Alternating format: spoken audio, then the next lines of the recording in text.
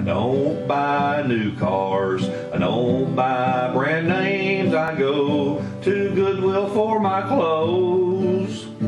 I like to save money, I like to find bargains. It's the life I chose. I throw nothing away, I'll find a use another day for all this junk I keep. My neighbors all hate me, they abuse and berate me, 'cause I like doing it cheap. Yeah, I like doing it cheap. Welcome to another episode of Doing It Cheap.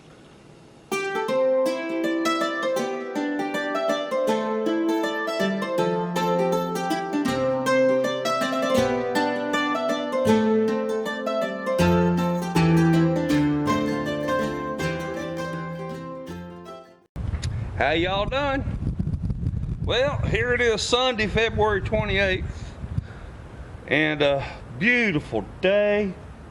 I could be like the Idaho Hillbilly today and it'd be in my short sleeves. Those of you who don't know the Idaho Hillbilly, you need to check out his channel. He's quite a character. He's trying to live as independent and as frugal as he possibly can. And I know he'd appreciate if you go check him out and tell him I sent you. And I welcome all the subscribers that he sent to me as well. Speaking of subscribers, we're 970 something, and just as soon as we hit 1,000, I'm going to send somebody a real pretty engraved glass. I hadn't decided if it's going to be a wine glass or water glass or a beer glass. I don't know. But I'm going to have a drawing when I get to 1,000 subscribers just to say thank y'all. Anyway. I got here about, about an hour ago, and I was able to get these other three corners up in less than an hour. So I am very pleased to be able to be doing a bunch of this stuff, and I'll be wallering around on the ground like I have been ever since I started. I had to get down there a little bit, you know, to bolt the bottom of them posts. But let me get behind the camera and show you what we got done here. You see I've got all four corners are done now, and I'm getting ready to go into the next step. Just wanted to show that to you. They went together real nice. Didn't have any trouble at all, but that right there is a testament to why you need that foundation square and level. I mean, everything is going together just like it's supposed to. Now, I need to hit myself on the head, you know, knock on wood, make sure that I haven't jinxed myself, but we'll see how it goes. I'll check back with you after I've started another phase of this. All right, brothers and sisters, let us turn our hymnals to page 12, phase 4A. And I'm going to deliver unto you how to do this dadgum ceiling plate. Gosh. Okay.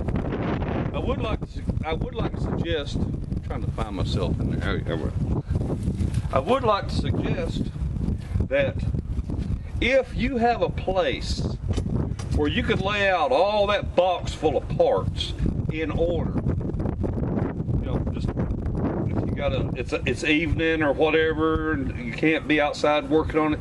If you got a place to lean it up against the wall or lay it on the floor in the yard or wherever, and lay all them parts out in order, it sure will save you a lot of headache.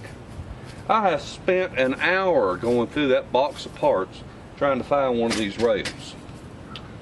I swear.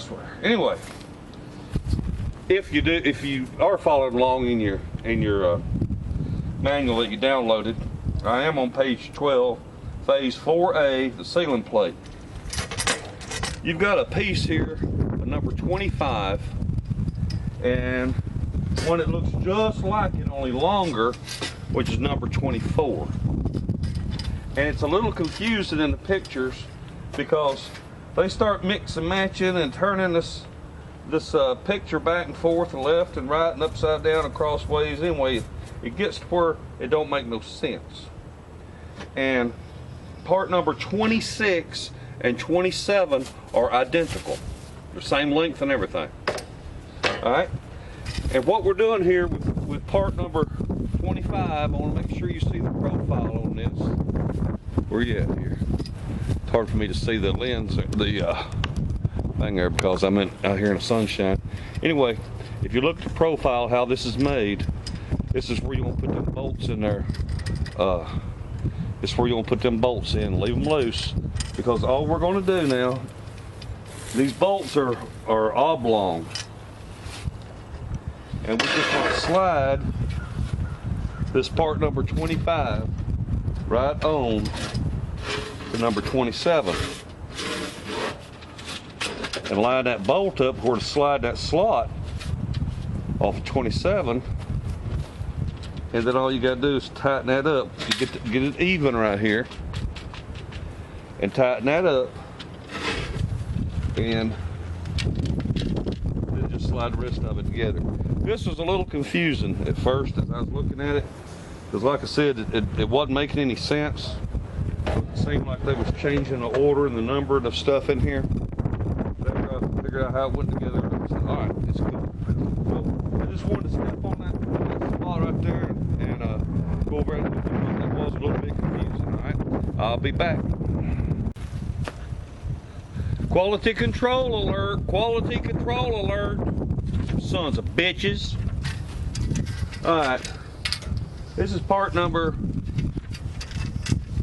24. And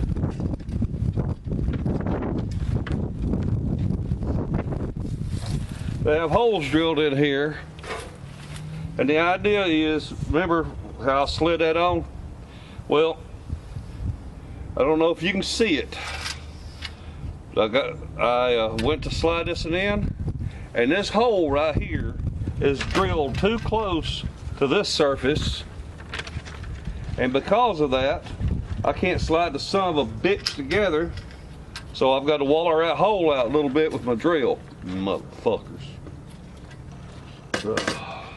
Well, while I'm on here, I want to give a shout out to a friend of mine in Milton, Florida. Her name's Betty. She goes by Boo.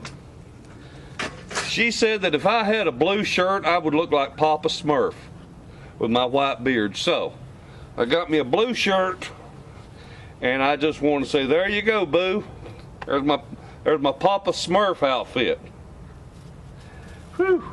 Well, anyway, folks, I wanted to draw that to your attention. I fussed with it there about 20 minutes. No, maybe not that long, but long enough to try to figure out why in the world I didn't want to go on there. And it's because that hole was not drilled in the right spot. Dadgum Chinese sons of bitches. All right, I'll get back with you. Well, we got the top rails on around this thing here. And the rest of the instructions as far as these top rails is pretty clear. Nothing in particular I need to talk about yet. And you got to get a little bit creative with, you know, trying to put up a 10 or 12 foot piece of metal and you're by yourself. So you got to get creative in how you get it propped up and tied in place or whatever. But this hasn't been too bad. So I'll check back with you after I do another step. Yep. We got about another day here under my belt. Man, wow. That's a lot of little nuts and bolts, let me tell you. A lot of them, but it wasn't too bad. Let me see if I can get out here and show you what's going on. It wasn't too bad. The directions can be a little confusing. You got to study on them and read ahead and read backwards and forwards, left and right. When they start talking about putting these bolts in ahead of time, you gotta really concentrate, pay attention what they're asking you to do. And originally, when you're first putting this thing together, you got a little hold down that's attached to this little brace or little coupling. But whenever you go to put your upright post in here, you have to rob that tie down off of here. You see that little thing right there that ties you to the frame? You actually have to rob it off of there. You don't have to, but it makes you a lot neater looking job, and that way you know you've got it tied down equidistant all the way across. And you got these little fellers here. You gotta stick them in, these little plastic washers right there, because we got another brace coming in here a little bit later. And it's pretty self-explanatory. There's not a whole lot of head scratching to do until you get to the back. Now, this is part number 16, and you can probably see how it's angled there to match the roof. And this over here is part number 17, and all the rest of these vertical posts is 14. But it's just a time-consuming task.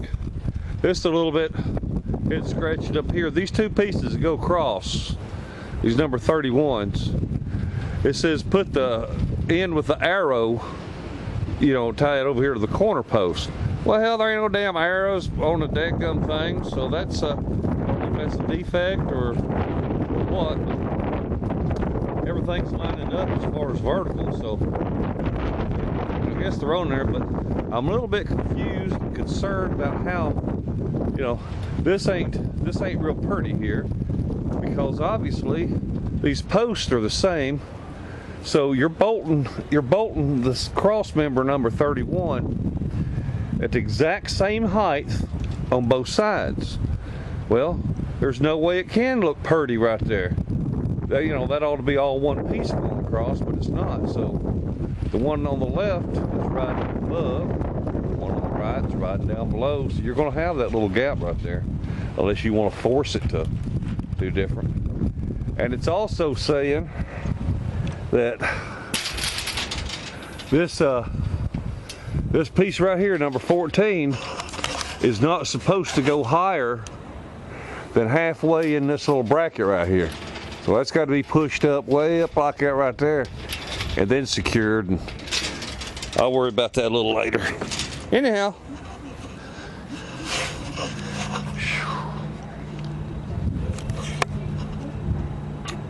that's about all I'm gonna do for today. It's been a pretty day, but I'm about tarred. Don't nobody see no feathers on me, do they? Then I'd be tarred and feathered. Anyhow, appreciate you very much. Y'all stay tuned. We're gonna get up on, start on the roof, I think is next. I'm not sure. Let's see, hold on, I'll tell you where I was at. I just finished up phase 6, post installation. And the next thing we're gonna be doing here is, holy crap, we're gonna be putting braces all around this thing. Round and round and round and round and round and round and round. So, that's tomorrow. Folks, have a wonderful day and a better tomorrow. Hey, don't forget to share my videos, tell your friends to subscribe, because we're almost at 1,000 subscribers. All right, y'all have a wonderful day and a better tomorrow. Bye-bye.